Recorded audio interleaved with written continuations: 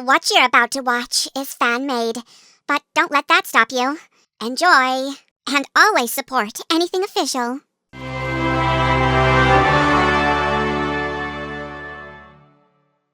Hey, what's up, Munk Nation? You're tuned into another awesome episode of the Munkcast. And we're so glad you're here. Whether it's your first episode or your 15th, welcome. Exactly. We wouldn't want you sitting in a vacuum. You know, Jeanette, I've been running simulations on a vacuum-sealed dark energy oscillation. And I think the implications of nonlinear gravitational collapse in nested multi-universal shells could mean that entropy within a 12-dimensional stack can actually fold in on itself, creating a retrocausality feedback loop in time.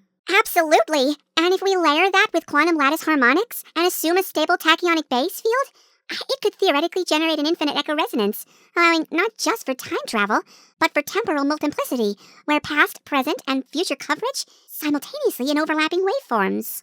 Exactly. Imagine observing your own decisions in real time while coexisting with all alternate outcomes. And using quantum compression to shrink an entire timeline into a single point of perception, you'd be able to experience decades in a nanosecond and understand the evolving states of, Okay, time out, time travelers.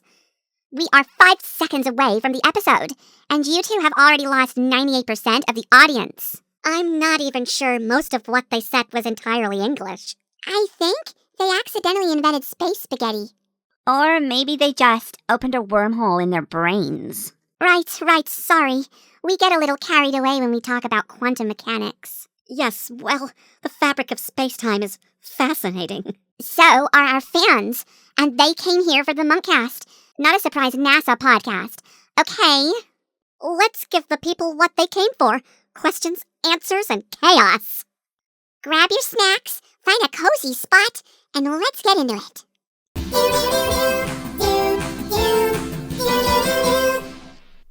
All right, let's get started. This first one is juicy. We've got a question from Ralph and Alvin. Oh, great name. And it's all about the romance rumors. It says, I got a question for Simon and Jeanette, but only one of you can answer. If Jeanette answers, do you have a crush on Simon? If Simon answers, do you have a crush on Jeanette? If both of you answer, do you have a crush on each other? Oh boy, who the people want to know. Someone's in trouble. Okay, I'm so ready for this answer. Well, I mean, first, we should probably acknowledge that this question is built on a conditional structure. Logically speaking, if only one of us responds, then the parameters of the inquiry shift dramatically. Simon, buddy, you're stalling. Maybe we should just answer it together. Together? Together, yeah. Both? They never learn. Well, then that would mean, that the answer is, that, yes, we might have a sort of... a mutual intellectual admiration, which could be interpreted as, in certain contexts, as affection. Exactly. Admiration. Guys, just say you like each other. It's okay. We think it's cute. Well, I for one did not see this coming. Fine. Yes, I like Jeanette. And I like Simon.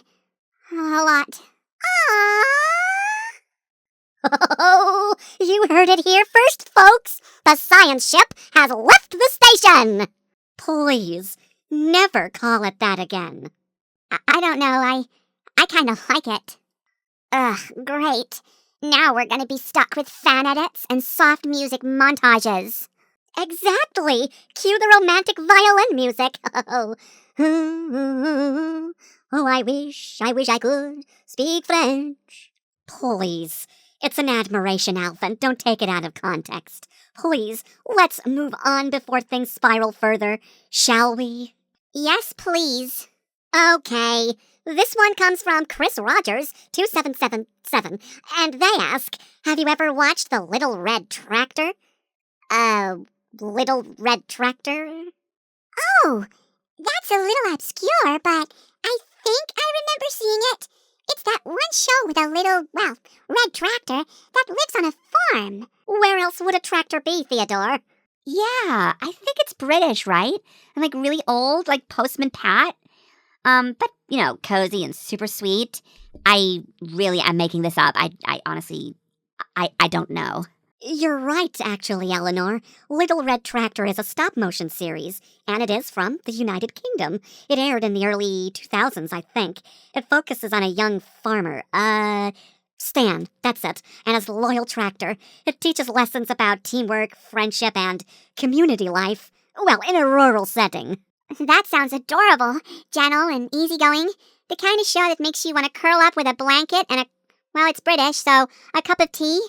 Okay, confession time. I've never seen it, or heard of it. But now I kinda just want to see how insane it is. A tractor drama? It can't get any better than that. Alvin, it's not a tractor drama. No one's drifting through cornfields at high speed. It's a kid show. Coming this fall, the Little Red Tractor. Right again. Alvin, it's not like that. Yeah, I've not heard of that either. It must be really obscure. I watch a lot of TV. When I'm not working out, of course. Or playing soccer, because I play a lot of soccer. You guys should play soccer. I mean, the producer of the show hates soccer. And Eleanor! Sorry, I get carried away sometimes. Jeanette? I think that, sometimes the simplest shows have the biggest heart. Well, it's not a big action show, but its messages of kindness and problem-solving are timeless, and a charming piece of British children's programming. All right. I'll give it a watch. But if that tractor ever does a backflip, or looks at the camera and says, "Oi, mate, where's me water?" then I'm starting a fan club.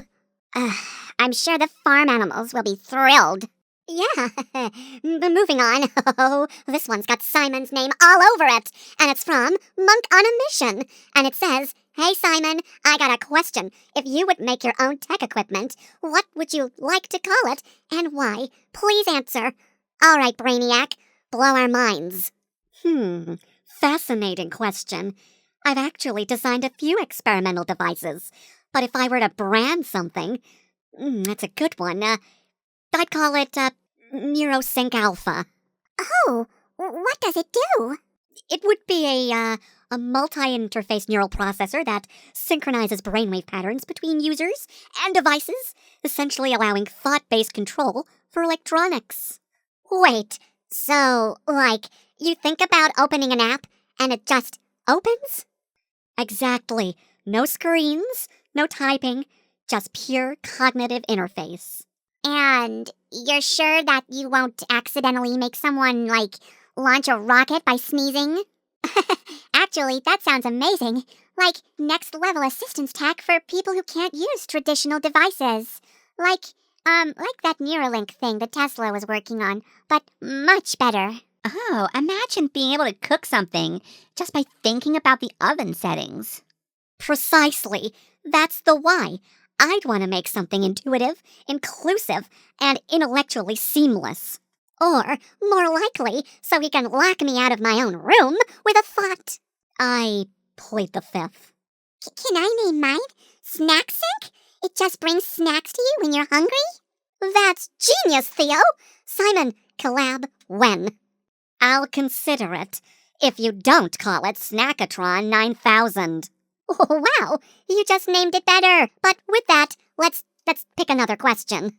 And this next one is from Witnet Media 8642, and it's really sweet. It says, "To the Chipmunks and Chipettes, I have to say, may God bless your work. As always, keep it up." Oh, and by the way, do you remember that I told you about my script 2 years ago? About the new Chipette, Charlotte?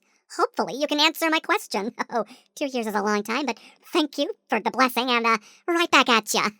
Aw, that's so kind. We're sending good vibes your way, too. And yes, we totally remember you sending us fun ideas like that. Charlotte the Chipette sounds so cool. Indeed, you'd be amazed how often fans send in creative concepts. And Charlotte definitely stands out. If I recall correctly, she was described as a short and musical prodigy? I could be totally wrong. Yeah, like, we get so many. Did she, like, play the violin? Or is that someone else's OC? I hope so. You don't often see characters built around classical instruments. It's so elegant. I think she was, like, super stylish. Like, she's not like a Britney 2.0, right? Oh, we've already got plenty of sass and talent. But hey, Charlotte would make a pretty cool addition to you guys. Yeah, but we're not recruiting, so... Assuming that things didn't fall into complete chaos immediately, 4 chipettes instead of 3, it's an interesting little tidbit, a good thought experiment. Please, we already do everything. Hey, as long as she likes karaoke and cookies, she's cool by me. And as long as she's okay with the occasional science experiment going off. Right? Poor Charlotte would be like, "Hi, I just wanted to sing." And then boom! Simon's AI robot just launched a microwave into orbit. One time. That happened 1 time. But we did get popcorn out of it. Seriously, though, thank you for sticking with us, Witnet Media. We love when fans get creative, as long as it's clean. And we like new characters and storylines. They add diversity. It really means a lot to know that something that we're doing inspires you to create. And if Charlotte ever does make it into a story, make sure she has a killer wardrobe. Just saying. Thanks again. And hey, if you're still writing the script, don't stop. Charlotte might be the next big hit. You never know. Anyway, this one is from Shut Up Dale, and it says, "Hey Chipmunks and Chipettes, I have a question for you all. Now I know this is gonna sound a bit babyish, but what's your opinion on Toodles from Mickey Mouse Clubhouse? And do you prefer him with or without a face?" I'm sorry. Did you just say Toodles? Oh, I know Toodles. He's that little helper thingy that brings the mouse-ka-tools. He's round and floaty and goes, "Oh, Toodles!" when they call him. What is a mouse-ka-tool? It sounds like something from a construction site run by rodents. Or a cheese-themed utility belt. Okay, can someone please explain why we are talking about a toddler show with a character named Toodles? That sounds like something a baby says when they're waving goodbye. Toodles. You're telling me there's a floating, sentient circle that just hands people tools while smiling? Yeah, and in the early seasons, he didn't have a face. But then later, they gave him one. Like, big eyes and a smile and everything. No. That's how horror movies start, Theo. To be fair, I kinda get it. It's probably less creepy with a face. Imagine something floating behind you, silently all the time. Intelligence without identity. Quite a philosophical debate for a preschool show. Okay, but Toodles with a face sounds like he just wants to be included. And I guess that's sweet. I'm just saying, the minute you give a floating object a face, you're just one step away from it starting a boy band. Picture it. Coming up next on stage, Toodles and the Mouse-ka-tools, live from the clubhouse. Oh, I'd totally go to that concert. All right, Dale, props to you. That might have been the weirdest question we've had all season. And we had questions about our butts, but we didn't include those. But we might later on, if this gets any weirder. Yeah, thanks for the question. It's always fascinating to see what nostalgia triggers different fans have. Yeah, especially ones involving smiley tool dispensers. And not questions about our butts. Why would anyone want to know about our butts? You made it weird, Simon. They do. I'm just repeating what ALVIN said. Coming up next on the Munk Hub, a deep analysis of the Chipmunks' butts. Oh, and the Chipettes don't want to leave the girls out. ALVIN, you're disgusting. Next question. All right, fine. Ellie Sun 303 asks, "Hi, I have a question for all of you. Have you watched the musical The Phantom of the Opera? If so, what's your favorite song and who's your favorite character?" A question with class, with drama, with, cape energy. The Phantom of the Opera is a timeless masterpiece of romantic Gothic theater. The music, the suspense, the tragedy elegance of The Phantom It's beautifully layered. My favorite song would have to be Music of the Night. The orchestration, the key changes, the psychological nuance. Flawless. Oh, yes. It's so beautiful. I adore wishing you were somehow here again. It's so haunting and bittersweet. Christine has such depth in that moment. You can feel her grief and strength. I like Masquerade. It's so fun and colorful, and everyone wears cool masks. Totally agree. It's like a party, but it still has that mysterious vibe underneath. And I think my favorite character is Christine. She's kind and talented and brave. Okay, unpopular opinion.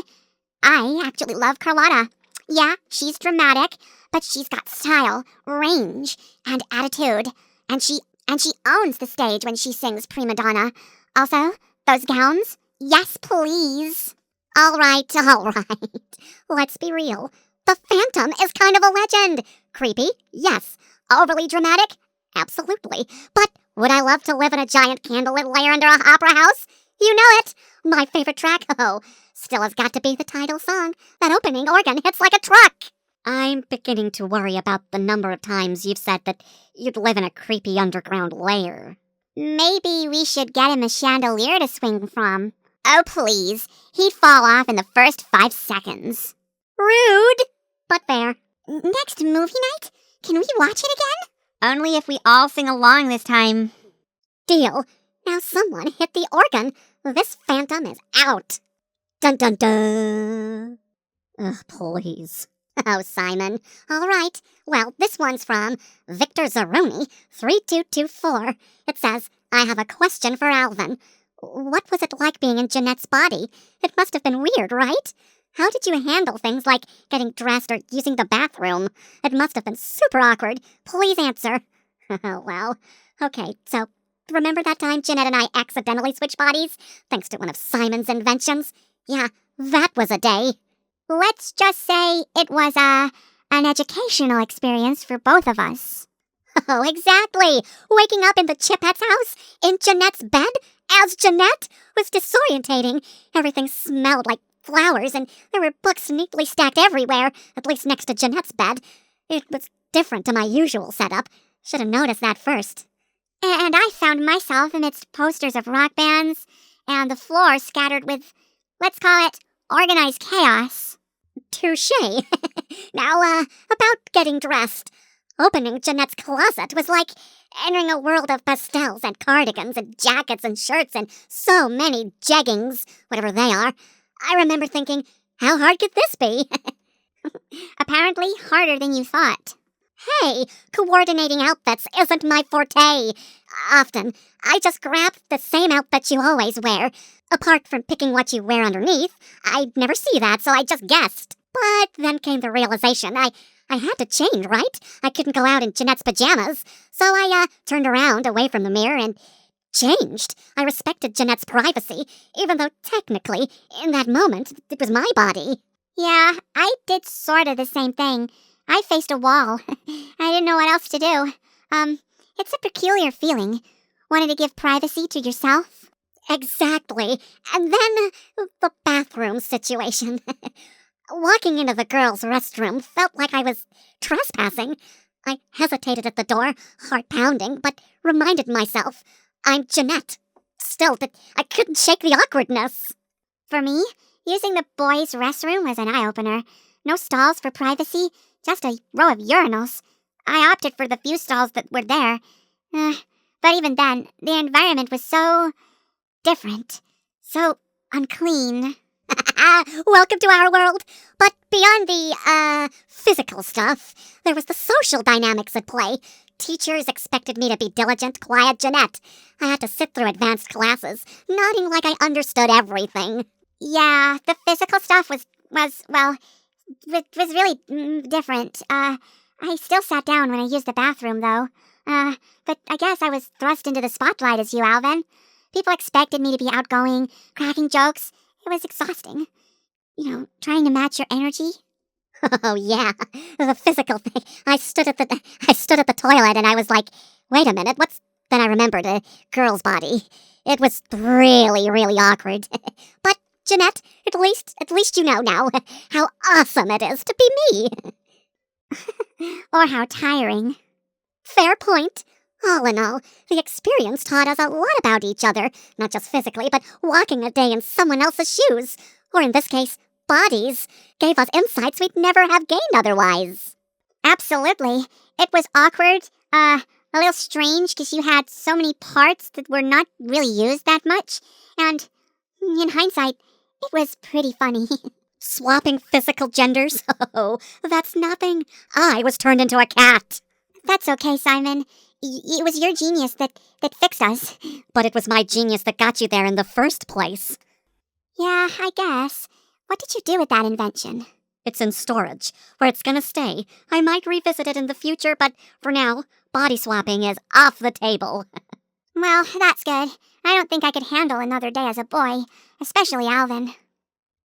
I'm still not sure about this. You guys, you might have been dreaming or share dreaming or something. Like swapping bodies. Really, guys? If you don't believe me, Brittany, why don't we swap bodies? I'll prove it. Alvin, you try that, and the only thing I'm gonna be swapping with you is a restraining order. Aw, come on. You could wear my sneakers, and me in your glittery ballet shoes. It'll be historic. Yeah, until you start tugging at my shirts like they're rubber bands and ruin the fit. Those tops are tailored, Alvin.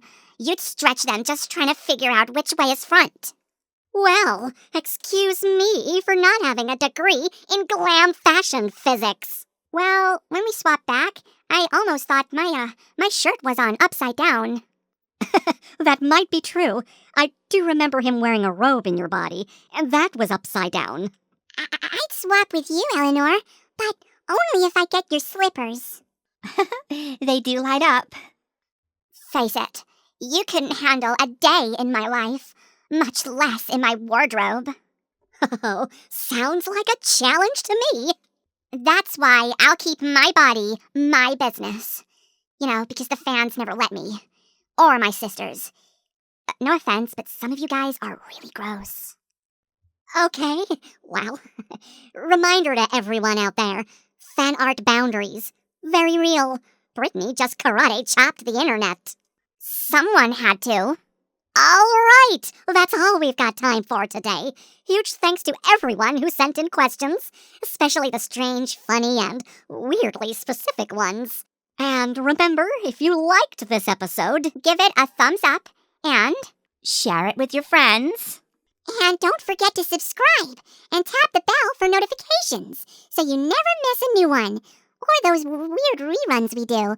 And hey, if you ever do swap bodies with someone, maybe just stay in your pajamas and don't use the bathroom. Or stretch out their clothes. Well, thank you for watching, everyone. This Munkcast was, my mission to give you a good time. What, too soon? He's on the team now. Stop looking at me like that, Jeanette. Creeps me out. Until next time, guys, thanks for watching and keep on munkin'.